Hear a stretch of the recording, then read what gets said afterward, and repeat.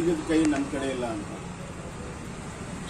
ಮಾತಿನ ಬರದಲ್ಲಿ ನಮ್ಮ ರಾಜ್ಯದ ಹಕ್ಕೇನಿದೆ, ಡ್ಯಾಮಿಂಗ್ ನಮ್ಮಲ್ಲಿದೆ. ನಮ್ಮ ಹಕ್ಕನ್ನು ಇವರು ಬಿಟ್ಟುಕೊಡ್ತಾ ಇದ್ದಾರೆ. ಇದ್ರ ಬಗ್ಗೆ ಅವ್ರಿಗೆ ಮಾಹಿತಿ ಇದೆಯೋ ಗೊತ್ತಿಲ್ಲ. ಇದು ನಮ್ಮ ಡ್ಯಾಮಿನ ಕೀ ನಮ್ಮ ಕೈಯಲ್ಲಿದೆ. ಈ ಹಕ್ಕನ್ನು ಅವ್ರಿಗೆ ಬಿಟ್ಟುಕೊಡ್ತಾ ಇದ್ದಾರೆ. ನಾವು ಮಾಡಿದ ತಪ್ಪನ್ನು ಮುಚ್ಕೊಳ್ಳೋದು. ಎರಡನೇದಾಗಿ ರೈತರಿಗೆ ಸುಪ್ರೀಂ ಕೋರ್ಟ್ ಹೋಗಿ ಅಂತಾರೆ.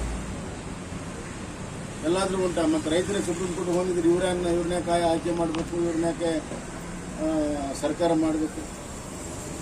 ನೀವು ನಮ್ಮ ರಕ್ಷಣೆ ಮಾಡಿ ಅನ್ನೋದಕ್ಕೆ ನಿಮ್ಮ ಜನ ಆಯ್ಕೆ ಮಾಡಿದ್ದು. ವಿಶೇಷವಾಗಿ ಕಾವೇರಿ ಜಲಾನಯನ ಪ್ರದೇಶ ಹೆಚ್ಚಿನ ಜನ ಶಾಸಕರನ್ನು ಕೊಟ್ಟಿರುವಂಥದ್ದು. ಈಗ ಅವರ ರೈತರ ರಕ್ಷಣೆ ಮಾಡದೇ ಇದ್ದರೆ ಆ ಜನಕ್ಕೆ ನೀವು ದೋಖ ಮಾಡ್ತಾ ಇದ್ದೀರಿ. ಮತ್ತು ಇದರಲ್ಲಿ ರಾಜಕೀಯ ಹಿತಾಸಕ್ತಿ ಇರೋದು ಕಾಣ್ತಾ ಇದೆ. ನನಗೆ ಹೇಳಿದರು ರಾಜಕೀಯ ಮಾತಾಡಬೇಡಿ. ರಾಜ್ಯದ ಹಿತರಕ್ಷಣೆ ಮಾತನಾಡುವುದೇ ರಾಜಕಾರಣ. ಆದರೆ ನಾನು ರಾಜಕೀಯ ಮಾಡೋ ಪ್ರಯತ್ನ ಮಾಡಿಲ್ಲ. ನಾನು ಒಂದು ವಿರೋಧ ಪಕ್ಷದ ಸದಸ್ಯನಾಗಿ ರಾಜ್ಯ ಸರ್ಕಾರಕ್ಕೆ ಏನು ಎಚ್ಚರಿಕೆ ಕೊಡಬೇಕು ಅದು ಕೊಟ್ಟಿದ್ದೀನಿ.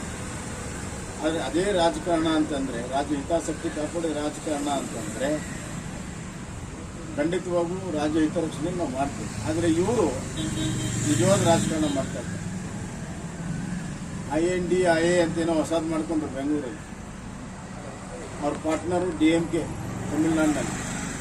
ಅವ್ರು ಅಲ್ಲಿನ ಸಣ್ಣ ಕೂಗು ಹಾಕಿದ ತಕ್ಷಣ ಅವ್ರು ಬಿಟ್ಟಿದ್ದು ನೋಡಿದರೆ ಅವರನ್ನು ಸಂತುಷ್ಟ ಪಡಲು ಬರುವಂಥ ದಿನಗಳಲ್ಲಿ ಲೋಕಸಭಾ ಚುನಾವಣೆಯಲ್ಲಿ ತಮ್ಮ ಮೈತ್ರಿಯನ್ನು ಸಂತುಷ್ಟ ಪಡಲು ರಾಜಕಾರಣವೇ ಇವತ್ತು ರಾಜ್ಯದ ಹಿತಾಸಕ್ತಿಗಿಂತ ದೊಡ್ಡದಾಗಿದೆ.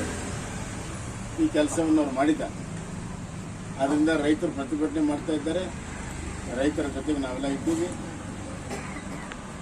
ರಾಜ್ಯಕ್ಕೆ ಅನ್ಯಾಯ ಆಗೋದಕ್ಕೆ ನಾವು ಬಿಡೋದು.